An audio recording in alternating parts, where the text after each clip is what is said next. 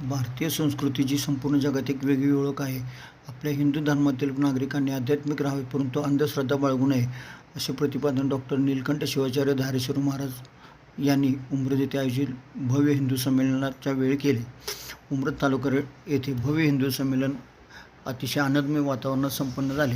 हिंदुत्वाचा हुंकार आणि हिंदू एकता यांच्या रूढीकरणासाठी शहरामध्ये सकल हिंदू समाजाच्या वतीने विराट हिंदू संमेलनाचे आयोजन करण्यात आले होते. भारतीय संस्कृतीची संपूर्ण जगात एक वेगळी ओळख आहे. आपल्या हिंदू धर्मातील प्रत्येक नागरिकांनी आध्यात्मिक राहावे परंतु अंधश्रद्धा बाळगणे, असे प्रतिपादन यावेळेस उपस्थित संबोधितांना करताना केले. या संमेलनामध्ये धर्मरक्षण, हिंदू संस्कृती संवर्धन, सामाजिक नैतिकतेवर आधारित विचार विनिमय करण्यात आला. त्याचबरोबर शालेय विद्यार्थ्यांची आणखून वेगवेगळे प्रात्यक्षिकही यावेळी सादर करण्यात आले. त्याचसोबत यावेळी श्री अजय कुलकर्णी आणि पूनम वास्के यांनी आपले मत यावेळी व्यक्त केले.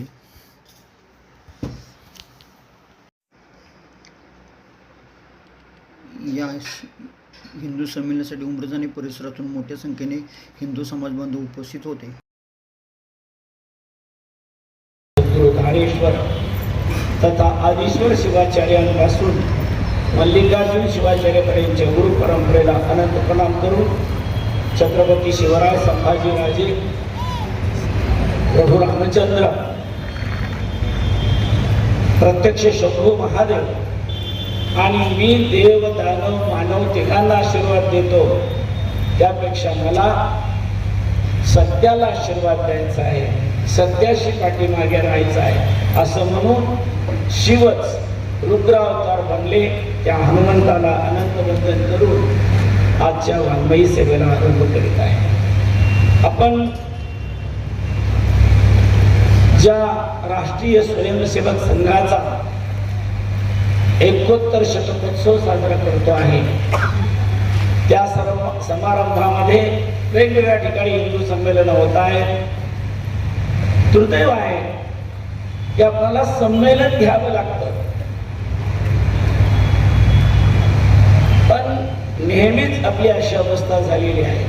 आणि म्हणून जगातल्या सगळ्या लोकांनी ओळखलेलं आहे की जर सत्ता गाजवायची असेल, संपत्ती लुटायची असेल, तर ती हिंदूंची लुटता येते. हिंदूंना विगलित करता येतं, विचलित करता येतं, असंघटित करता येतं. पूर्ववक्त्या वास्केताईंनी महिलांसंबंधाने सांगितलं, परिवारात वावरत असताना पती पत्नीचं कर्तव्य, आई वडिलांचं कर्तव्य आपल्याला सांगितलं. त्याचबरोबर उर्वरित विषयाला आणि RSS काय आहे याबद्दल कुलकर्णी सरांनी देखील आपल्याला सांगितलं. पण अजूनही आपणा सर्वांच्या डोक्यामध्ये अजून आम्ही हिंदू बसलोच नाही. गंमत अशी आहे की हिंदू मधला क्षत्रिय समाज जो आहे त्याला शान पुढे करून ठेवलेला आहे. जो ब्राह्मण समाज आहे त्याला वेदाच्या निमित्ताने 4 कोकणस्थ, कर्हाणे, वर्हाणे अशा पद्धतीने 21 तुकडे केलेले आहेत. लिंगायतामध्ये तेली, तिराळी, तांबोळी, पंचम, शिलवंत, कुलवंत असे 7 तुकडे केलेले आहेत. तेल्यांची तीच अवस्था आहे. तेलवंत तेली वेगळा, लिंगायत तेली वेगळा, खारा तेली वेगळा, बरा तेली वेगळा. तीच अवस्था माळी, कोळी, साळी यांची अवस्था. आपल्या समाजाला जितकं तुम्ही वेगळे आहात म्हणून तेवढा आनंद वाटतो, पण खरं तर आपण सगळी एकाच देवाची लेकरं आहोत. आमच्या पुरोहितामध्ये सुद्धा ब्राह्मण वेगळं, मी थोडा मोठा म्हणतोय, जगम त्याच्यापेक्षा मोठा म्हणतोय, गुरव अजून वेगळं म्हणतोय, तर कुलकर्णी, पुजारी अशी वेगवेगळ्या कुलामधली देवाच्या जवळ राहणारी माणसं आमच्याकडे जिवंत असताना आणि मेल्यावर सुद्धा तुमचा कधी कुणाचा म्हणून विचारला जातो. तुम्ही कार्य कुणाकडून करणार? ब्राह्मणाचं आहे, क्रिया कुणाची आहे? ब्राह्मणाची आहे, जन्माची आहे, कुंभाराची आहे की गुरुवाची आहे? अशा पद्धतीने आमची विभागणी झाली. दुसऱ्या बाजूला आमचे 16 संस्कार हळूहळू लोप पावत चाललेले आहेत. या सगळ्या संस्काराच्या निमित्ताने जन्मना जयते शूद्र असं म्हणून पण आमच्याकडे पाहिलं जातं. संस्कारात बीजमुच्यते. बीज म्हणजे ब्राह्मण एवढंच माहित आहे. मग ते संस्कार त्यांनाच असतात. क्षत्रियांना त्याची गरज नाही, वैश्यांना त्याची गरज नाही, शूद्रांना त्याची गरज नाही असं म्हणत आम्ही बाजूला पडलो. देव मानायचाच नाही असं चौथ्या वर्गाने ठरवलं. आपल्याला व्यापार उद्यमातून देवाकडे लक्ष द्यायला कुठे जमणार आहे की आपल्याला भांडण नकोच असं म्हणत व्यापारी किंवा वैश्य परिवार बाजूला राहिला. क्षत्रिय लोकांनी आपल्याला युद्धच करायचं आहे, लढायचंच आहे, पण आपापसात ती शत्रू बरोबर हेच विसरून गेले. आणि ब्राह्मणांनी आपल्या बरोबर येत नाही तो शूद्र आहे, वैश्य आहे किंवा कोणीतरी आहे असं म्हणून त्यांना टाळलं. जंगम सगळ्यांच्या बरोबर राहिला, पण कुणाकडे रोटी व्यवहार तर कुणाकडे बेटी व्यवहार अशी अवस्था झाली. ब्राह्मणांनी ज्यांना स्पर्श करायचं नाही असं ठरवलं, त्यांच्या घरची पूजा विधानं लग्न कार्य ही सुद्धा जन्मांनी केली. कदाचित त्याच्यामुळे थोडे दिवस का असेना आपल्या समाजाचं संघटन राहिल्याचं इतिहास आपल्याला सांगतो. पण ज्या वेळेला अशा पद्धतीने क्षत्रिय वर्ग एकत्र आले आणि आपल्या बरोबर फक्त क्षत्रियच राहिलेला आहे हे लक्षात आलं, त्यावेळेला पुन्हा वेगळी शब्दयंत्र निर्माण झाली आणि त्यामध्ये जन्मांचा हत्तीच्या पायाखाली देण्यापर्यंत किंवा त्याला ते शूद्राला स्पर्श केलेला आहे वैश्याकडे विधी करतात म्हणून त्यांना पुरोहित करण्याचा अधिकार नाही इथपर्यंत कल्पना पुढे लढल्या गेल्या. आणि दुर्दैवाने मग जंगम ब्राह्मण गुरव यांच्यात भेद पडले. अजून पंचम म्हणणारा अजून वेगळाच प्रकार आपल्याकडे आहे.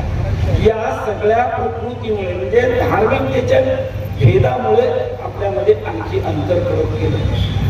त्यात येणारे अतिक्रमणी लोक जे आहेत त्या अतिक्रमण करणाऱ्यांनी आपापल्या धर्माचा पगडा एवढा उत्तम रीतीने लादवला की आज आपल्या लक्षात येतं जैन वेगळे झाले, शीख वेगळे झाले, बुद्ध वेगळे झाले. लिंगायतांना सुद्धा सांगितलं जातं तुमचा आणि हिंदूंचा काही संबंध नाहीये, तुम्ही वेगळे आहात. तुमचा देव फक्त तुमच्या गळ्यात आहे, दुसरीकडे तुम्ही देव बघत नाही. आणि तुमची लग्न आमच्यासारखीच बसून लागतात, तुमच्याकडे आमच्यासारखंच उरलं जातं, त्यामुळे तुम्ही कसे हिंदू असू शकता.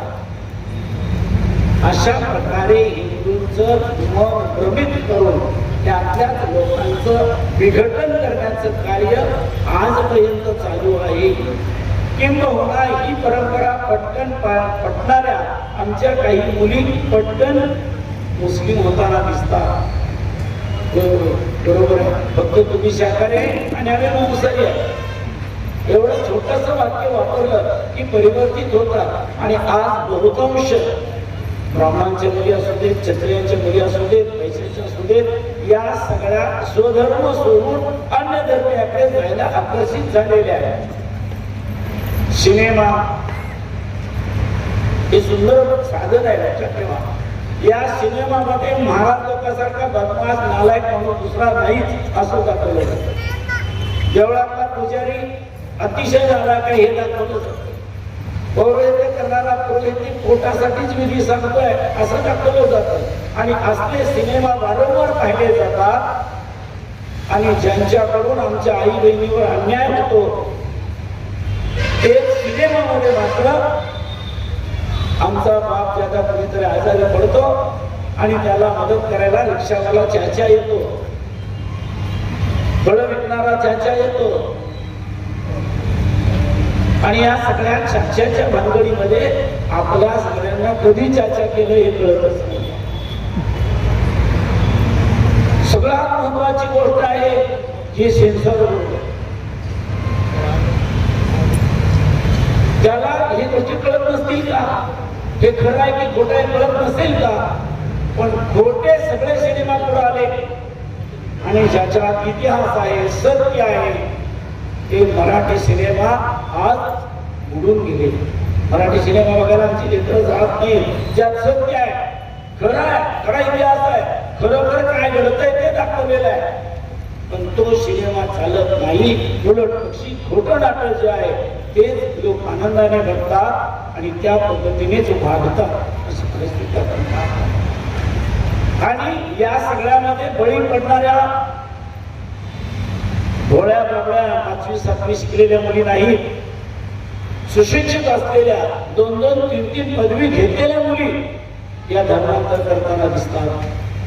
2-2 मुलं झालेल्या आया धर्मांतर करून गेलेल्या दिसतात. म्हणजे खऱ्या अर्थाने आमच्या वास्केताईंनी सांगितल्याप्रमाणे आज प्रबोधनाची गरज आहे ती आईला, आजीला.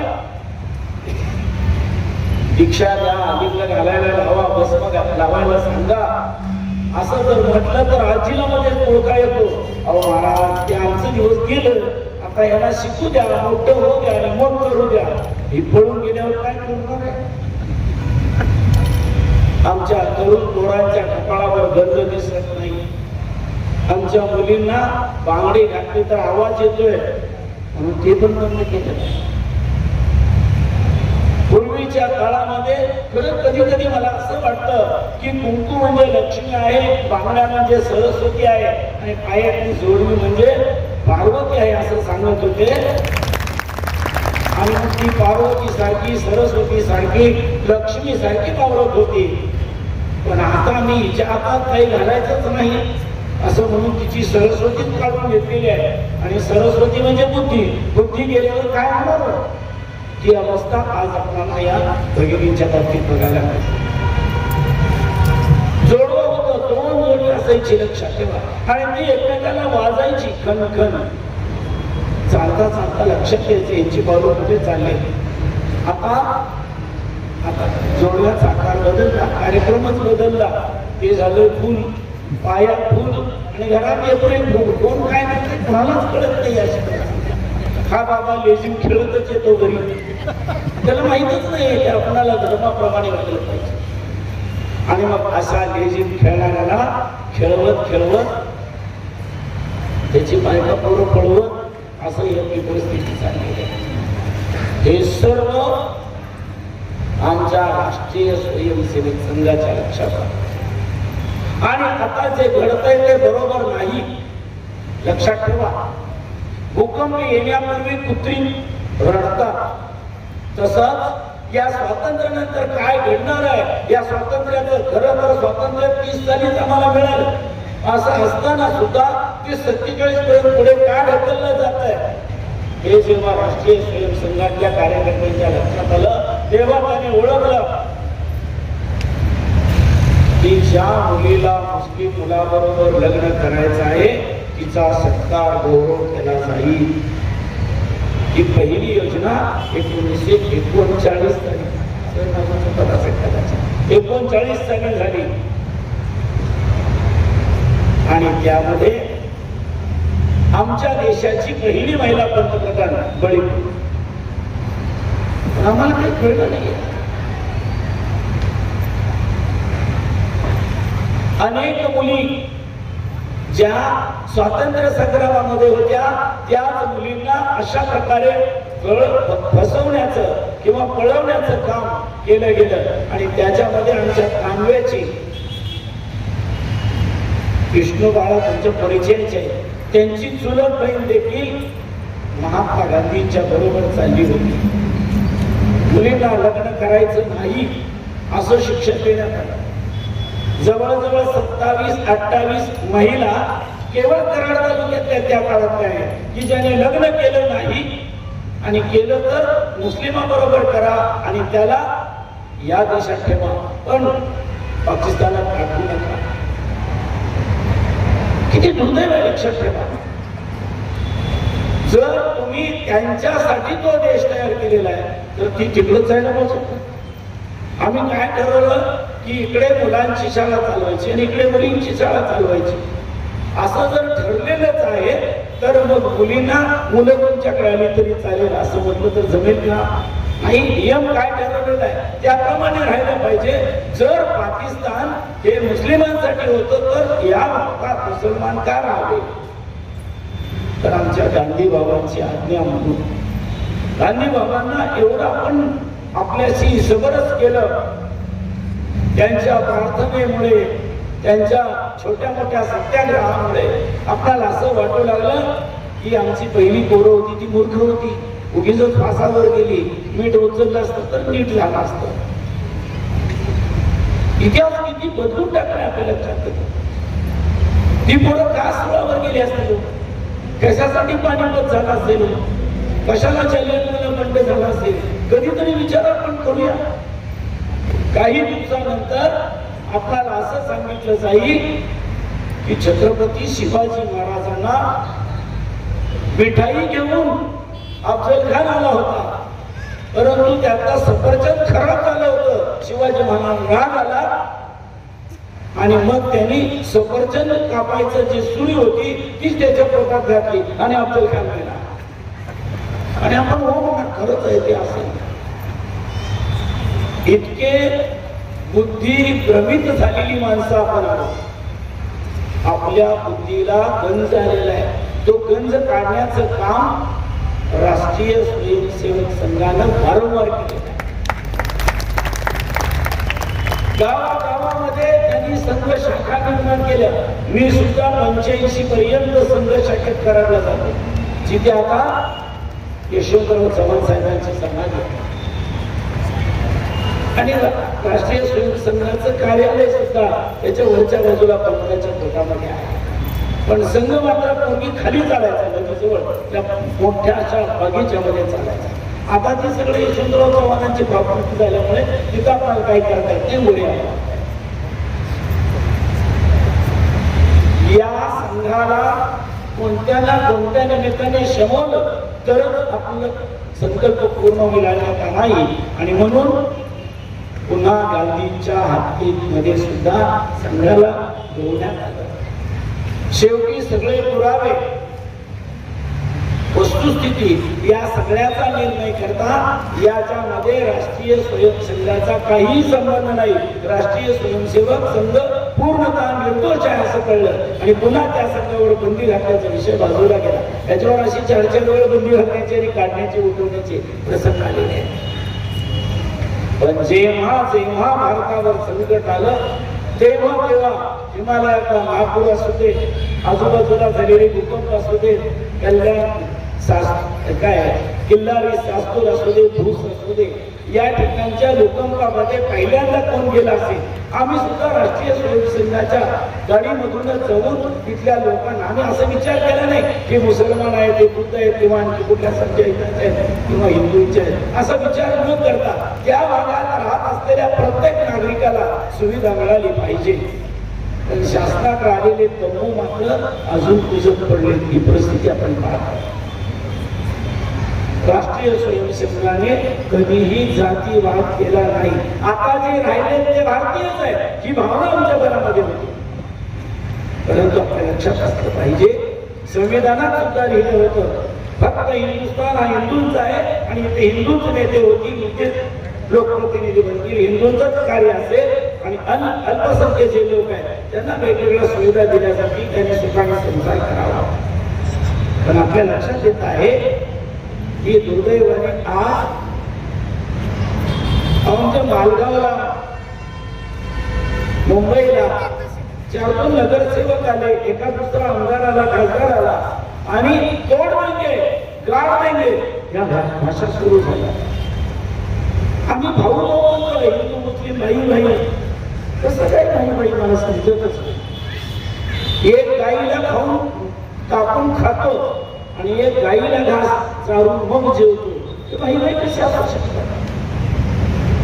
आम्ही कधीतरी विचार केला पाहिजे. अहो साधित करायला कुत्र्याला मारलं तर आम्ही तक्रार करायला लागलो, या प्राण्यांना कोणी मारलं ते सांगा. आणि हे महाशय आमच्या बहिणींना मारतात, अनेक मातांवर आणि अत्याचार करतात, साधू संतांना मारतात, सैनिकांना मारतात, त्यांची इंद्रिय कापून टाकतात, डोळे करतात. छत्रपती संभाजी महाराजांना जेवढा आणि जसा त्रास दिला तसा त्रास देऊन आमच्या सैनिकांना मारलं जातं, आमच्या राजपुरुषांना मारलं जातं, राष्ट्रपुरुषांना मारलं जातं आणि आमच्या साधू संतांना सुद्धा मारलं जातं. तरी पण आम्ही भाई काय चालायचं. आम्ही कधीतरी या गोष्टीचा विचार केला पाहिजे. सगळेच मुसलमान वाईट आहेत असं मी कधीच म्हणत नाही. आमच्या गाडीचा परिचय करायला आम्हाला मुसलमानच लागतो, कारण आमच्या पोरांना कमी पण वाटतो. मी म्हणा मी शहाण्णव पुढी मी कसं करते टायर लावा. केरळचा माणूस इथं येतो, आमच्याच पोरीबरोबर लग्न करतो, चांगला बंगला बांधतो आणि आम्हाला कळत नाहीये की हा केरळमधून इथं कसं काय करू शकला. शेवटी अण्णा करत आम्ही त्यांच्या पाठीमागे लागतो. पण आमचा एखादा दादा भाऊ कोण असेल तर त्याला मात्र आम्ही सहकार्य करत नाही. ही बस लक्षात ठेवा. हिंदूंनी हिंदूंना सहकार्य केलं पाहिजे आणि हिंदुस्थान हा हिंदूंचा आहे, तो राहिला पाहिजे याच्यासाठी प्रयत्न करायचा म्हणजे आयुष्य. आम्ही सगळे साधू मात्र सुद्धा माझा माधव, त्याची देवी, त्याचा विष्णू, त्याचा गणपती, यामध्ये सुद्धा एक रामाला मानतो तर कृष्णाला मानत नाही, कृष्णाला मानतो तर काय म्हणतो त्याला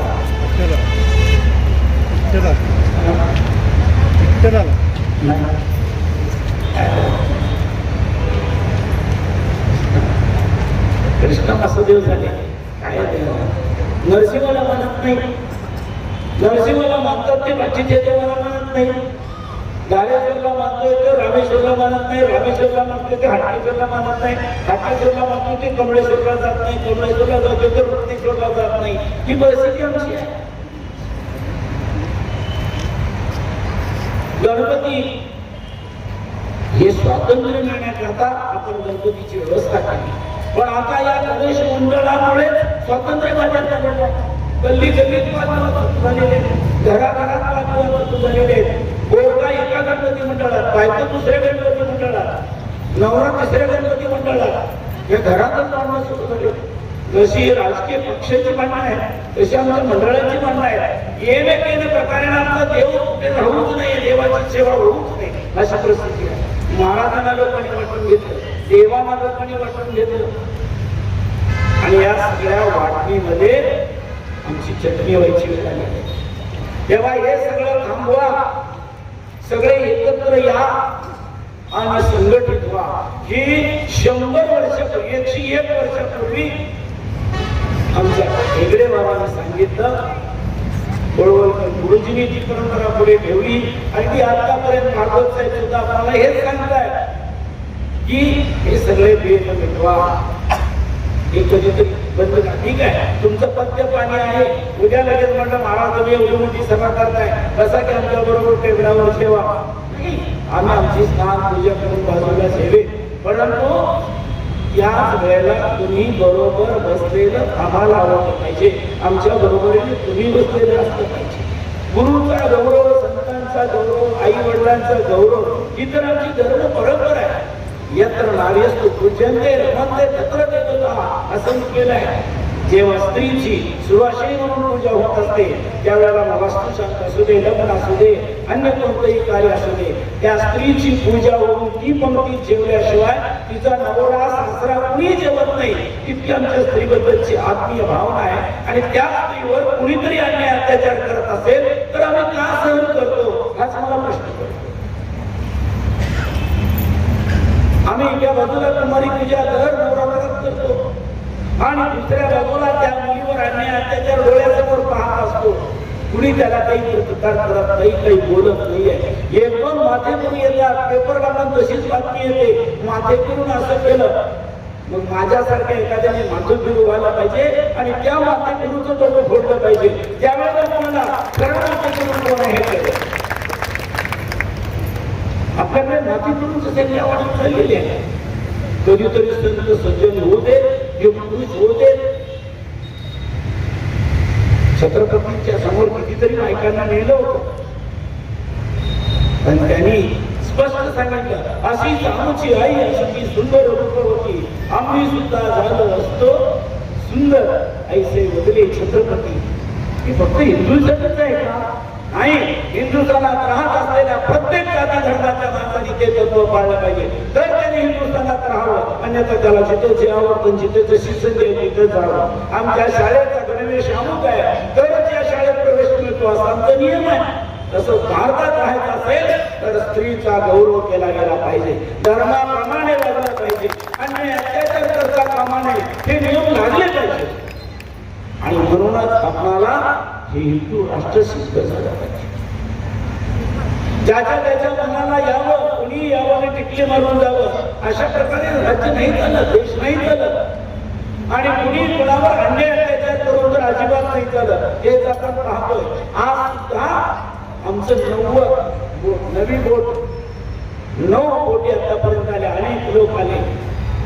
त्याच्यामध्ये मुसलमान पण आहे, जास्तीत जास्त मुसलमानच आहेत त्याच्यावर.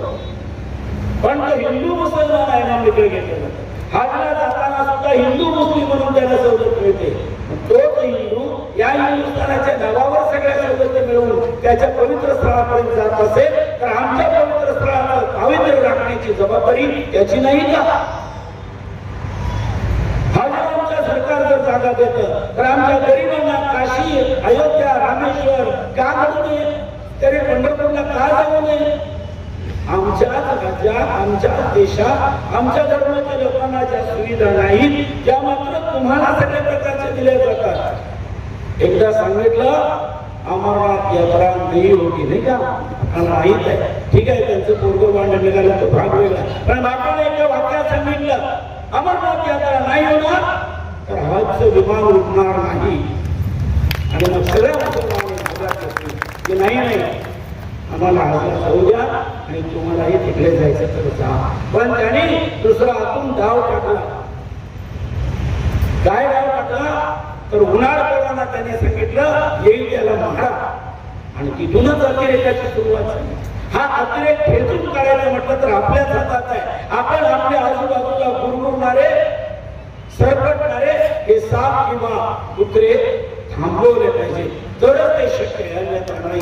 कुत्र्याला जसं गोळी घातली जाते किंवा त्याला औषध देऊन त्याच्यावर ते म्हणजे त्यांना पुढे संतान होऊ नये म्हणून इंजेक्शन दिलं जातं, तसाच त्याला कुठल्याही पद्धतीने इतर कुठल्याही त्याचा धर्म दोषी असेल ख्रिस्ती आणि तो ख्रिस्ती असेल तर ख्रिश्चन देशाची, मुस्लिम असेल तर मुस्लिम देशाची त्याला मस्ती येता कामा नये. त्याने भारतात आहे, भले मुसलमान ख्रिश्चन आणखी कोणी असायच्या, पण मी भारतीय आहे त्याच्या डोक्यात असला पाहिजे. आणि भारताबद्दलचा आदर गौरव त्याच्या मनामध्ये असला पाहिजे, तरच या गोष्टी शक्य आहे. आणि म्हणून त्यांच्यासाठी स्वतंत्र शाळा, त्यांच्यासाठी स्वतंत्र सुविधा, त्यांच्या धर्माचं शिक्षण देण्याची व्यवस्था ही आमच्या सरकारनं जी मक्तेदारी घेतलेली आहे ती पहिल्यांदा बंद झाली पाहिजे. आणि आम्हाला आमच्या धर्माप्रमाणे शिकायला परवानगी नाहीये.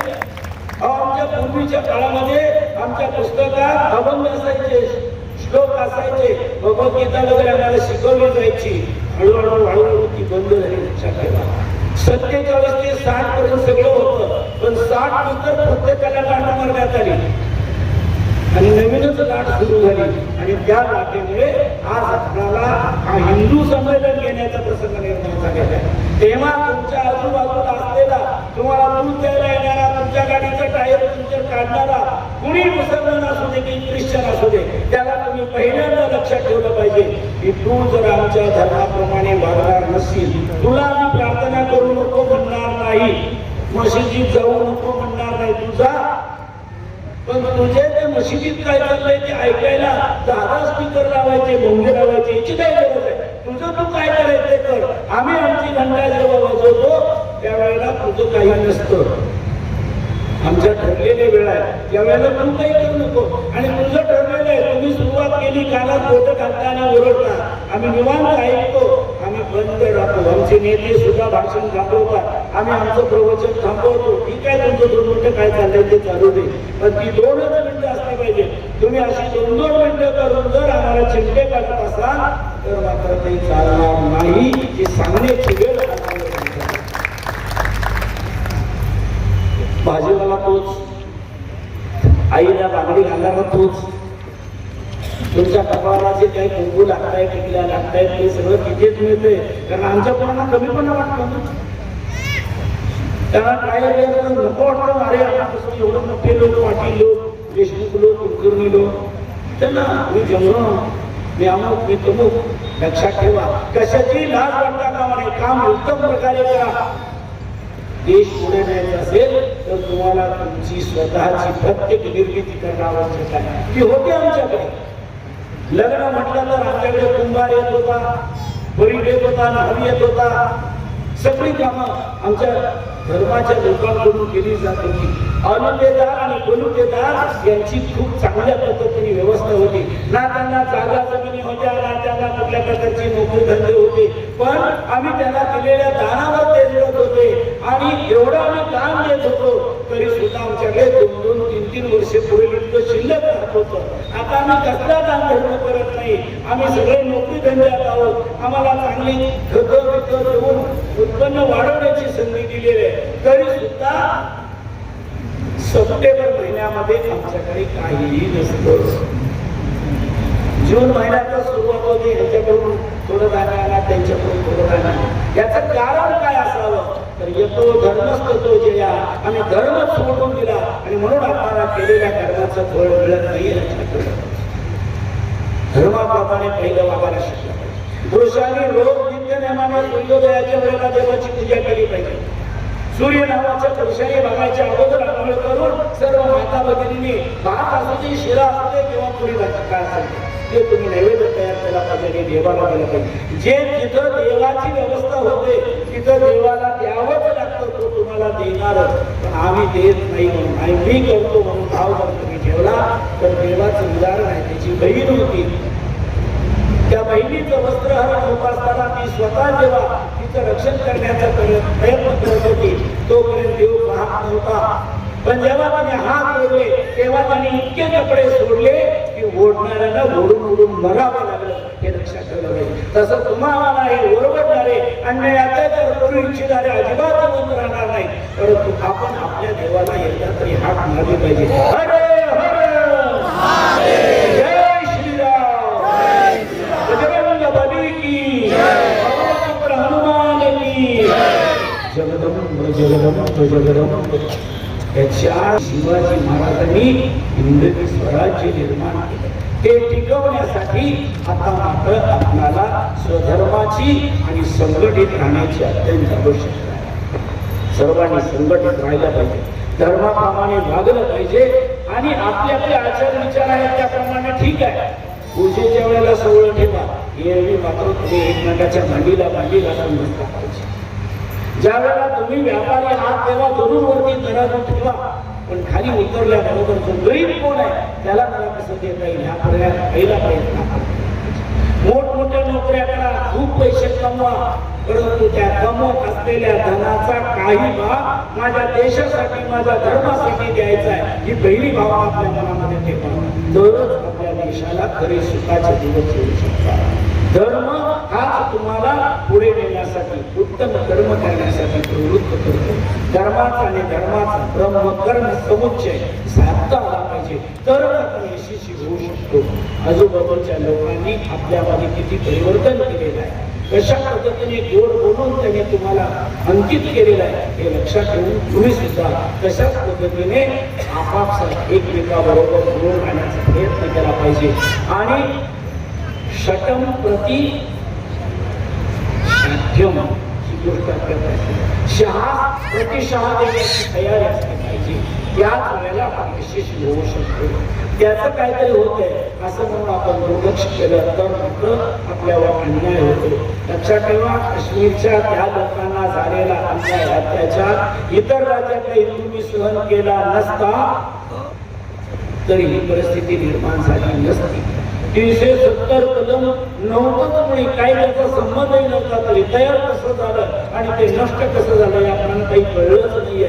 70 वर्ष याच्यामध्ये गेली, आता 75 सुद्धा पुढे निघून गेली आपली, पण तरी देखील आपल्यामध्ये संघटितपणाचा अभाव असतो, तो दूर झाला. उमरत परिसरात एवढीच माणसं आहेत का? पण नाही, ही हिंदू नाव वाचलं की त्याला असं काहीतरी वेगळंच आहे. आपल्या रक्ताला इतकी वळवळ आलेली आहे, त्याला चांगला असं मोठा स्टोव लावला पाहिजे, तेव्हा कधी जरा ते गरम झालं तर कोणी ठेव, नाहीतर इतकं थंड झालेलं आहे की त्याच्यात परिवर्तन कधी होणार हा प्रश्न आपल्यासमोर. तेव्हा आमची ही हिंदू चेतना जागृत झाली पाहिजे आणि त्यासाठी आईवडील वर्गाने पण जागृत झालं पाहिजे. भाकरी घालताना चपात्या लाटताना सुद्धा तुम्ही देवाचं नाव घ्या, तेव्हा हे सगळे देव जागे होतील. आता त्रिशूळ डमरू काहीतरी घेतील, दाना घेतील, पान घेतील आणि शान वाढवतील. तेव्हा हे सगळं करण्यासाठी अन्नापासून ते आचरणापर्यंत परिवर्तन होणं अत्यंत आवश्यक आहे. ते परिवर्तन होणं यासाठीच आजच्या या संमेलनाची आवश्यकता आहे, या लक्षात ठेवलं पाहिजे. संमेलनाला गेलो, तुमच्यात काहीतरी ऐकले, नंतर प्रसाद घेतला आणि प्रतिसाद नाही, अशी अवस्था होता कामा नये.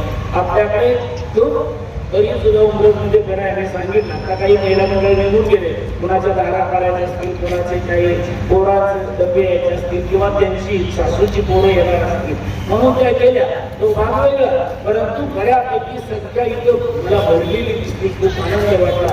1-2 संमेलनामध्ये तर देवाच्या संख्या वाढताना दिसत होती. मी म्हटलं बरं झालं, बाकीच्या वक्त्यांना काय ऐकायला नाही पण माझं ऐकायला आले, पण कुठलं आलंय ऐकायला नाही. ते खाण्यासाठी चाललेले होते. लवकर टाळ्या वाजवायच्या, टाळ्या वाजवल्या की लक्षात येत आता लवकर उठला, आम्हाला जेवायचं आहे.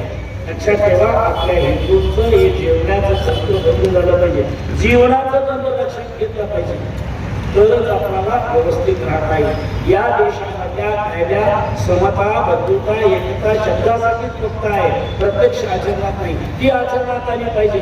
तुमच्या आजूबाजूला असलेल्या मुस्लिम असू दे, ख्रिश्चन असू दे किंवा अन्य कोणी व्यक्ती असू दे, त्या प्रत्येक व्यक्तीशी वावरत असताना त्यांचं पूर्णपणे लक्षात घेतलं पाहिजे. तो व्यवस्थित वागतो की नाही, अगोदर तोड बोलणं आणि काय म्हणतात ना, पाया पडून साखळ्या काढून, ही दोन जी आहे ती आपल्या लक्षात आली पाहिजे. तेव्हा कोणत्याही परिस्थितीमध्ये आम्ही स्वतःला संघटित राहून कार्य करण्याची आवश्यकता आहे. आमचे सगळे व्यवहार प्रामाणिक ठेवण्याची आज आवश्यकता आहे. आणि सगळ्यात महत्वाची गोष्ट म्हणजे आपल्यामध्ये जरूर आहे, ब्राह्मणाला आता ब्राह्मण नाहीच म्हणता येत नाही, मराठाला तो मराठा नाही म्हणता येत नाही, गाण्याला व्यापाऱ्याला तो व्यापारी नाहीच म्हणता येत नाही. जे शूद्रकर्म करणारे लोक होते त्यांना काही परिवर्तन करता येत नाही. पण त्या काळामध्ये मेलेली जनावरं खाणारा माणूस आणि आज सुंदर अशा प्रकारे पंचपक्वान्न खाणारा माणूस, याच्यामध्ये बुद्धी तरी परिणाम व्हावा, आपण ते लक्षात ठेवलं पाहिजे. आमच्या सगळ्यांची बुद्धी समज झाली पाहिजे. प्रत्येकाच्या अंतःकरणामध्ये मी भारतीय आहे, मी सनातनी आहे, मी हिंदू आहे, हा भाव असला पाहिजे. आणि त्यानंतर मग मी वेगवेगळे काही कर्म करतोय, त्या कर्माप्रमाणे आपण विचार करायचा आहे. जोपर्यंत आपल्या प्रत्येकाच्या अंतःकरणामध्ये मी भारतीय आहे, हिंदू संस्कृती हे माझे आदर्श आहे, हे जोपर्यंत लक्षात येत नाही तोपर्यंत आपल्याला खरं सुख प्राप्त होऊ शकत नाही. आपल्या सर्वांनाच RSSच्या तत्वाचा खरोखर स्वीकार करण्याची अत्यंत आवश्यकता आहे. यांनी केलेल्या प्रत्येक कामाचं बघा, त्या काळात आलेल्या बातम्या वाचा, तुमच्या लक्षात येईल की त्यांनी कुठल्याही प्रकारे अन्य भावनामध्ये न ठेवता प्रत्येक कामात सरकार जेव्हा चालढकल करतं त्यावेळेला हे काम आपल्याला केलं पाहिजे असं लक्षात ठेवून त्यांनी कामं केली. आणि म्हणून आज वेगवेगळी संकट आपल्यावर आली. त्या सगळ्या संकटामधून आपण सही सलामत बाहेर पडलो. आता सुद्धा या विचाराचं सरकार आलं म्हणून आपल्याला ही संधी प्राप्त झालेली आहे. नाहीतर आपण 15 वर्षापूर्वी अशी समाज घेतली असती तर आपल्या सगळ्यांनाच अटक झाली असती.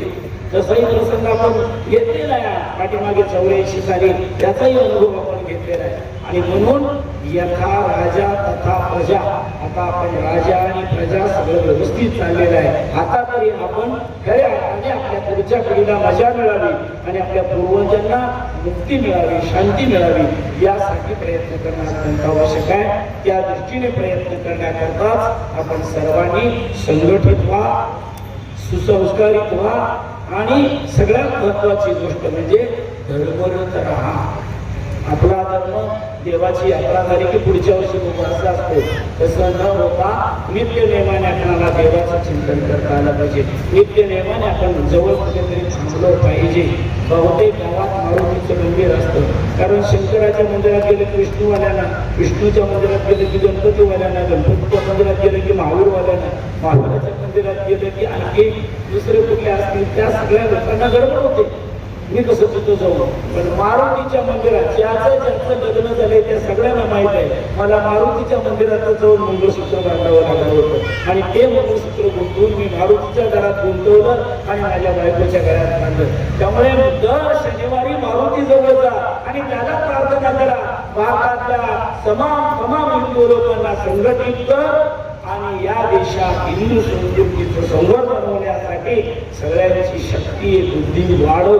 त्यावेळेला निश्चितपणे आपल्याला यश येईल. कारण याची अनुभूती आपण छत्रपती शिवाजी महाराजांच्या काळात सुद्धा अनुभवलेली आहे.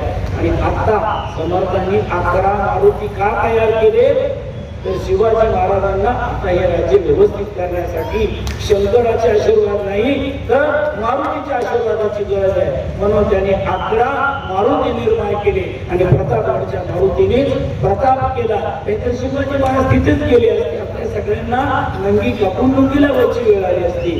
पण हे सगळं व्यवस्थित व्हायचं कारण म्हणजे त्यावेळेला ते 11 मारुतीने केलं. आणि नंतर तुम्हाला माहिती आहे गेली 2-3 वर्ष 20 सालापासून गावोगावी घरोघरी आपण सगळ्यांनी हनुमान चालीसा आणि या हनुमान चालीसेचा एवढा मोठा परिणाम झाला की 500 वर्षांचे पूर्व धडपडत होते तरी तिथं मंदिर बांधता आलं नाही.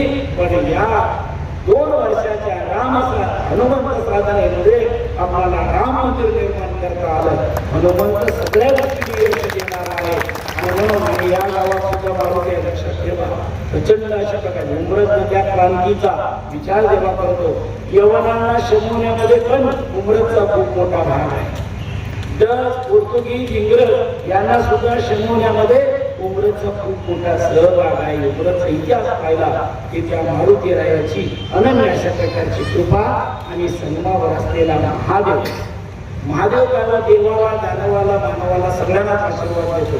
म्हणून महादेवापेक्षा दानवाला अजिबात आशीर्वाद देणार नाही. पण जे चांगले आहेत त्यांनाच माझा आशीर्वाद आहे असा देव म्हणून मारुती राय आहे. तेव्हा मारुतीची साधना आपण सर्वांनी केली पाहिजे.